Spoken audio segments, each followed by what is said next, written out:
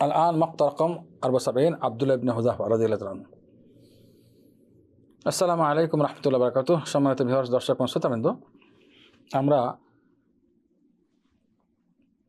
৭৪ নম্বর video ক্লিপে Abdullah ইবনে Hudhafa রাদিয়াল্লাহু তাআলা আনহু সম্পর্কে জানব। তার পুরো নামটি হলো আব্দুল্লাহ ইবনে হুযাফা ইবনে কাইস ইবনে আদি বিন সাআদ আল কুরাশি আস-সাহমি।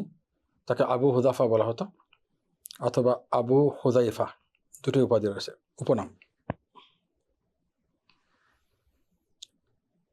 তার মা হলো তামিমা বিনতে হুরসান বনিল হারিস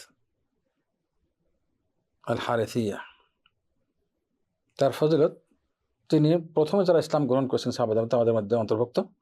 সহিহ বুখারীতে ইবনে আব্বাস রাদিয়াল্লাহু তাআলা আনহুমা থেকে বর্ণিত, তিনি বলেন যে এই আয়াতটি তার ব্যাপারে নাযিল হয়েছে। আয়াত হলো, ইয়া আইয়ুহাল্লাযীনা আমানু আতিউল্লাহ ওয়া আতিউর রাসূল ওয়া উলিল আমরি মিনকুম ফাইন তানাযা'তুম ফি শাই ফারুদ্দুহু ইলাল্লাহি ওয়ার রাসূল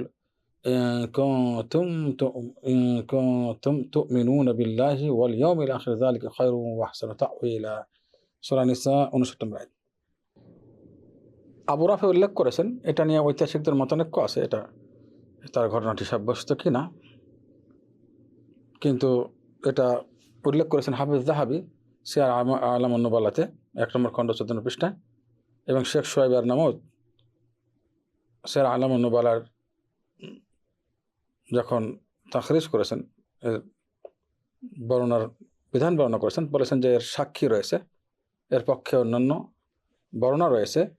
ইবনে আসাকির তার তারিখে নিয়ে আসছেন বাইহাকির সনদে, এবং এটাকে উল্লেখ করেছেন হাফিজ ইবনে আসকালানী আল-ইসাবা ফি তাময়িজ সাহাবা কিতাবে, এবং বলেছেন যে এটার ইবনে আব্বাসের হাদিসের আরেকটি শাহিদ, অর্থাৎ এর আরেকটি কি আছে, বর্ণনা আছে, যেটা ইবনে আসাকির এটাকে সনদটাকে একেবারেই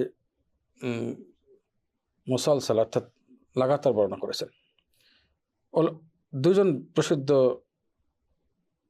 মুহাদ্দিস, হাদিস বিশারদগণ এবং সিরত অথবা ইতিহাস বিশারদ ইবনে হাজার আসকালানী এবং হাফিজ যাহাবী উভয় তার কিতাবে এটা উল্লেখ করেছেন। এই হিসেবে আমরা উল্লেখ করছি, যেহেতু বলেছেন তিনি এটার পক্ষেই মত দিয়েছেন যে এর পক্ষে অন্য সনদও আছে, সেজন্য ঘটনা বলছি। কারণ আমি আগে বলছি যে এটা নিয়ে মতানৈক্য আছে পুরো ঘটনা, হ্যাঁ মূল ঘটনা বিশুদ্ধ বর্ণনায় সাব্যস্ত।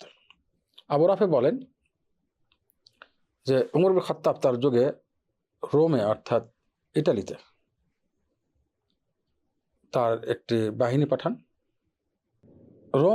রোম বাহিনী আব্দুল্লাহ ইবনে হুযাফাকে বন্দী করে ফেলে এবং তাদের বাদশার কাছে যায়, এবং তারা বলে যে এটা মুহাম্মাদের সাহাবী। বাদশা তখন তাকে জিজ্ঞাসা করে, তুমি কি খ্রিস্টান ধর্ম গ্রহণ করবে, নাসরানি হবে? তোমাকে আমার রাজত্বের অর্ধেক দিয়ে ফেলবো। তখন তিনি উত্তর দেন, যদি তোমার সম্পূর্ণ রাজত্ব আমাকে দিয়ে ফেলো এবং আরবদের সমস্ত রাজত্ব আমাকে দেওয়া হয়, তবুও আমি আমার মুহাম্মদ সাল্লাল্লাহু আলাইহি ওয়াসাল্লামের দিন থেকে এক পলকের জন্য হটে যাব না।